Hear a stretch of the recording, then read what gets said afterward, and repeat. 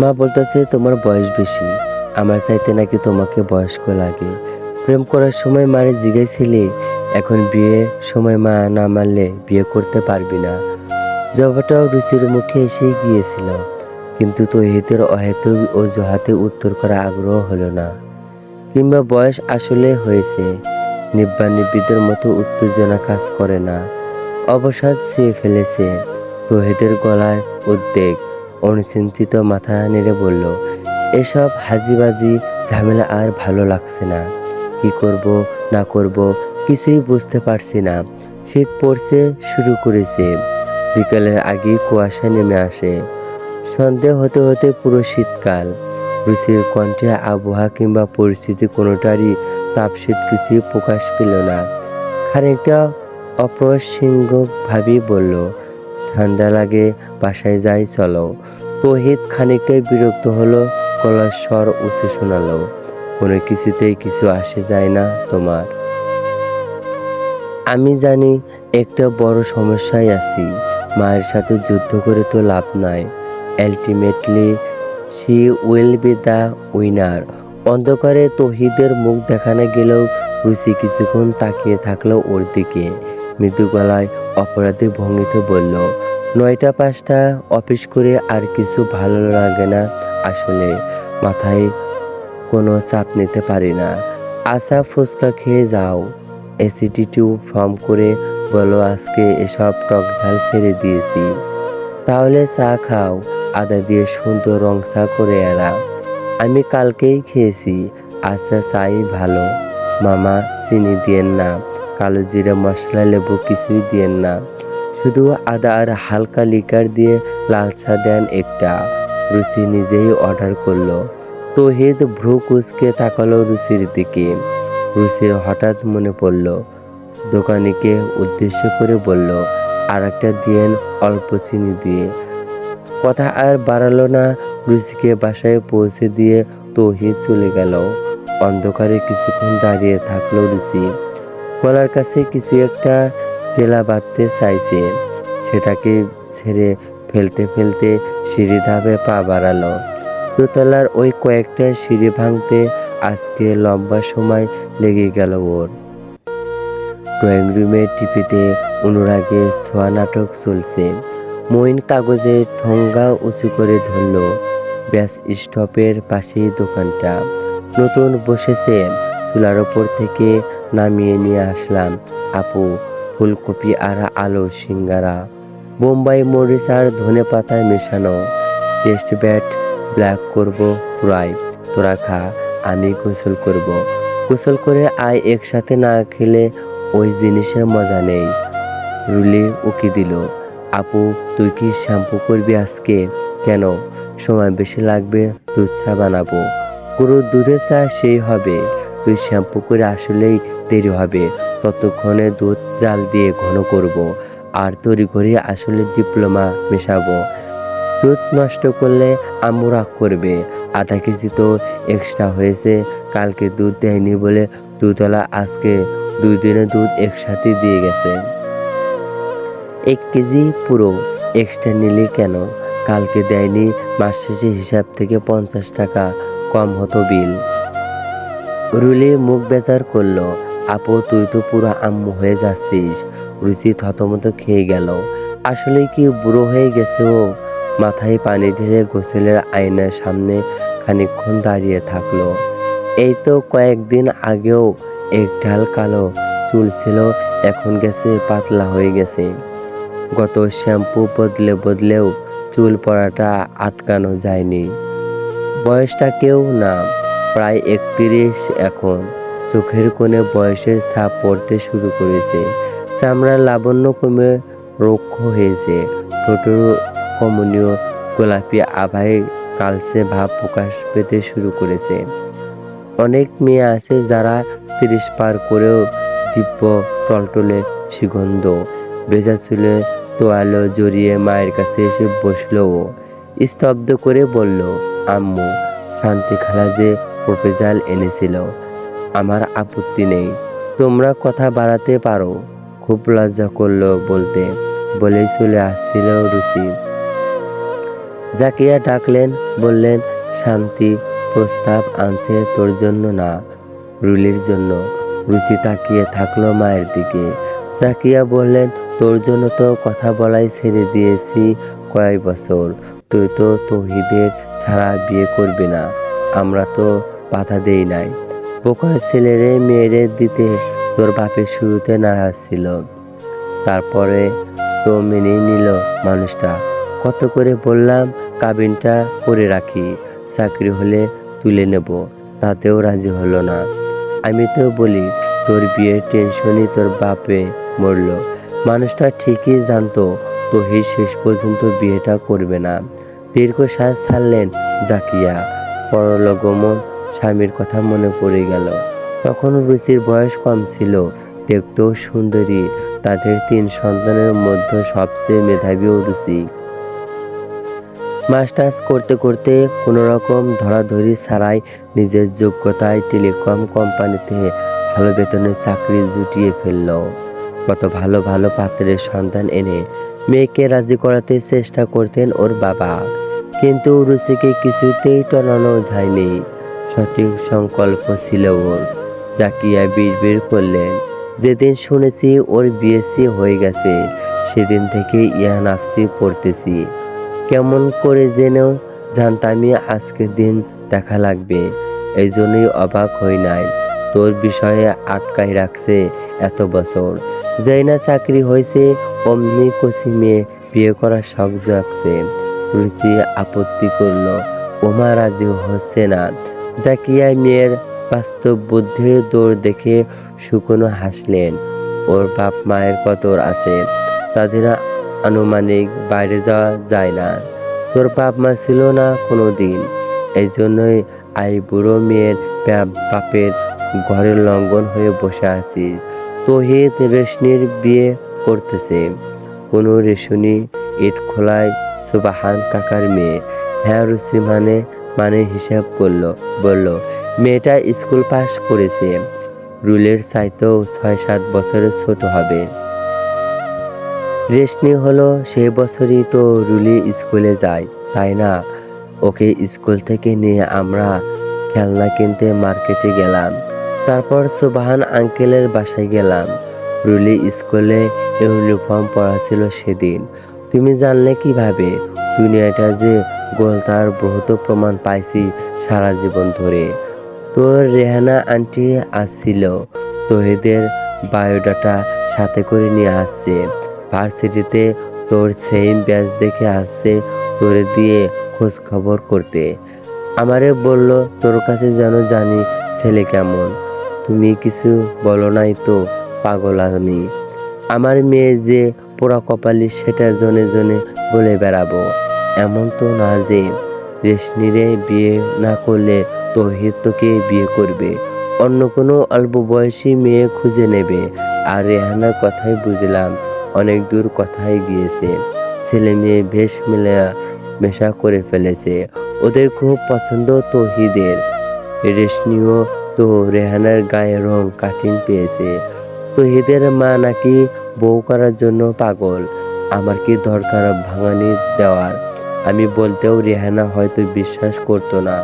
শুনে শুরুতে একটু দ্বিধা করলেও পরে ঠিকই তোর বদনাম গাইত। সেদে সেদে কেন পরের বদদোয়া নেব? বলতে বলতে থেমে গেলেন জাকিয়া। মেয়েটা নিজেই না জানি কতখানি কষ্ট পাচ্ছে। মনে হলো মেয়ের ক্ষত কুচিয়ে ঘা করে দিচ্ছেন।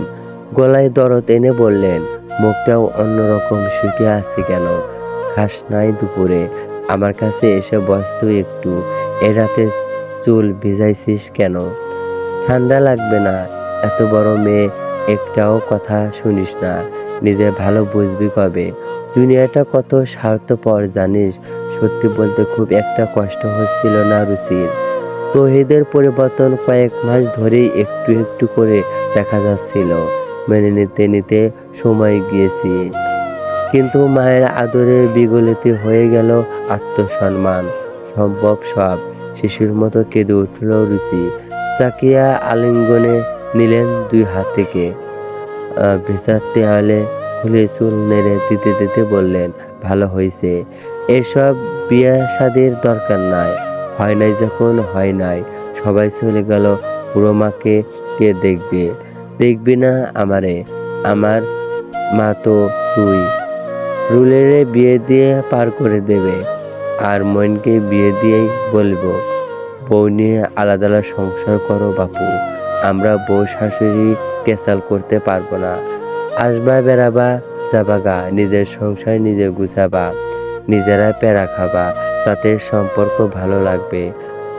আর আমরা দুইটা মা মিলে পায়ের উপর পা তুলে বসে সিরিয়াল দেখে আয়েশ করে জীবন পার করে দেব। আজকের পর্বে সুদীপা দীপা সেনগুপ্তর ছবি পেয়েছে, একদম ওর চেহারা।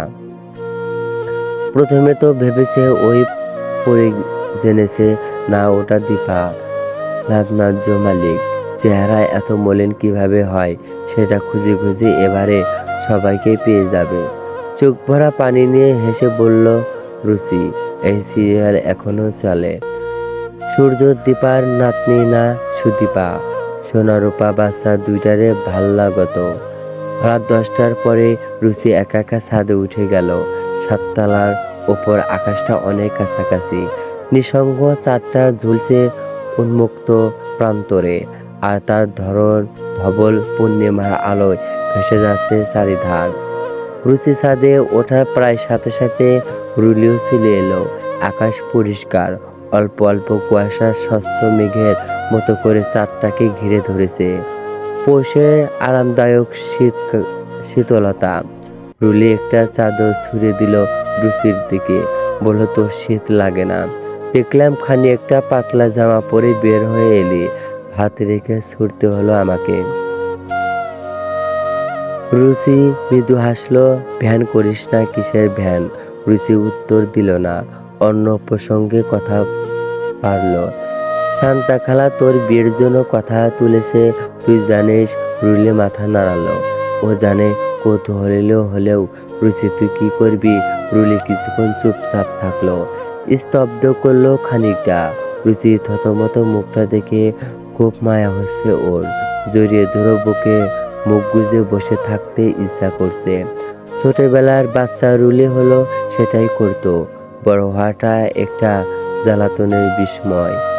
আর বিশেষ আদর ভালোবাসা দেখে রুচি ঘা ফুটিয়ে দিতেও ইচ্ছা করছে না।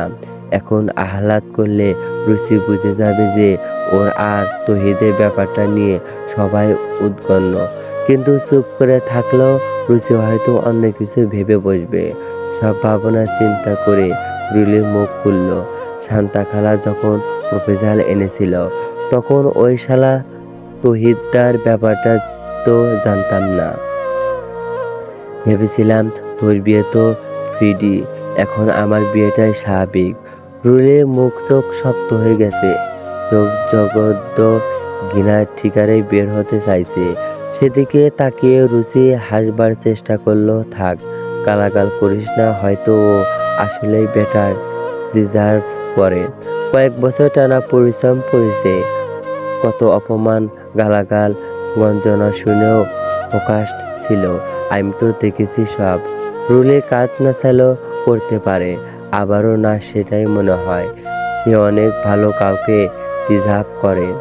সেই মেয়ে সব দিক থেকে তোর চাইতে বেটার হবে। মেবি মহারানী কোনো।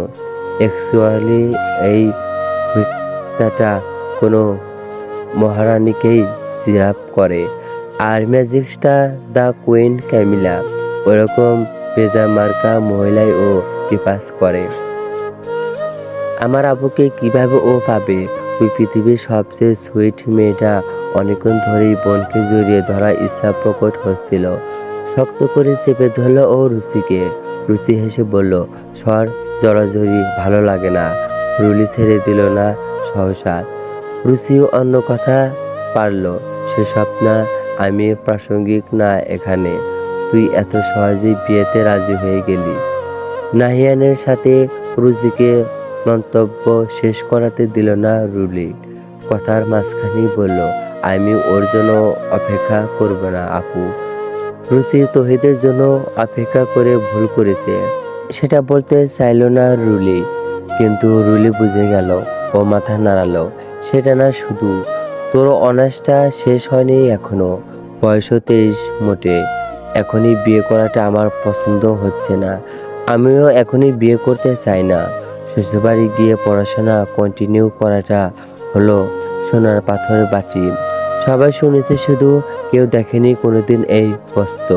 তবে শান্তা খালা যার কথা বলেছে ওই ছেলেটা নাকি খুবই ভালো। আম্মু বলেছে কথাবার্তা বললেই তো বিয়ে হয়ে যায় না, বাক কথা হতে সময় তো লাগেই। তবে এখন পরিস্থিতি খানিকটা বদলে গেছে। তোর বিয়ের আগে তো আমি বিয়ে করব না। রুচি রুলির আলিঙ্গনে বাঁধন ছাড়িয়ে নিল। ও দূরে তাকিয়ে রইল। দূর দিগন্তে আকাশে দেখা পাওয়া মেলা ভাব।